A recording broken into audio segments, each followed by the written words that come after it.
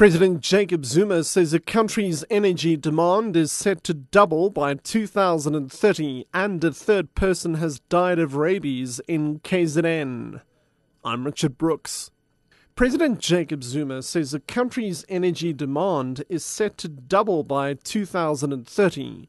He was speaking during a hydrostatic pressure test for Unit 6 of the Medupi power station in Limpopo. Medupi's Unit 6 will release its first power in December next year. It will be fully operational by 2017.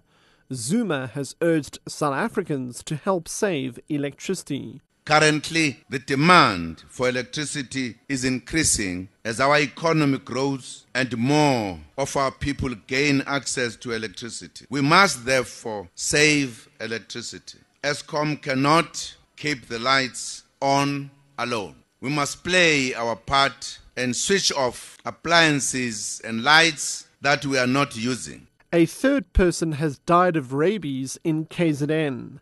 Life-supporting machines keeping 29-year-old canoeist and farmer Graham Anderson alive have been switched off in the Pietermaritzburg hospital.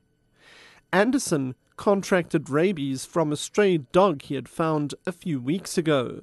Spokesperson for the KZN Department of Agriculture, Jeffrey Zichale. The Department of Agriculture and Environmental Affairs in KwaZulu-Natal is very saddened of the news that Graham Anderson, a canoeist and farmer from Underberg, passed away. He has been in a critical condition in hospital, and the doctors, in accordance with the family, decided to switch off the machines which were life-supporting.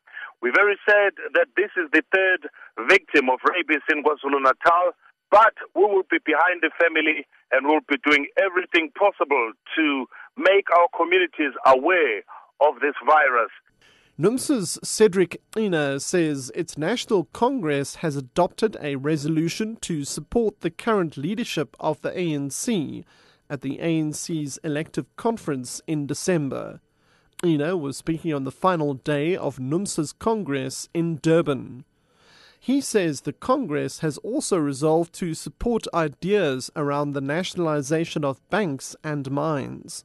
We reaffirmed the COSATU Central Committee of 2007 approach on the criteria for leadership. We then reaffirmed that we support the leadership of the ANC that was elected in Polokwane. On what happens beyond Mangaung, we adopted a theme that says that there must be continuity and change. Because our Congress said that it is wrong for COSATU to say it is never again going to talk about who should lead in Mangaung. It is important for COSATU to continue to announce because it does help to influence COSATU members and also delegates. Testing of pupils for HIV in schools may start next year. Child activists forced Basic Education Minister Angie Motshekga to stop the program last year due to concerns that there weren't enough support mechanisms in place. Motshekga explains. The sticky issue is the site for testing and the consent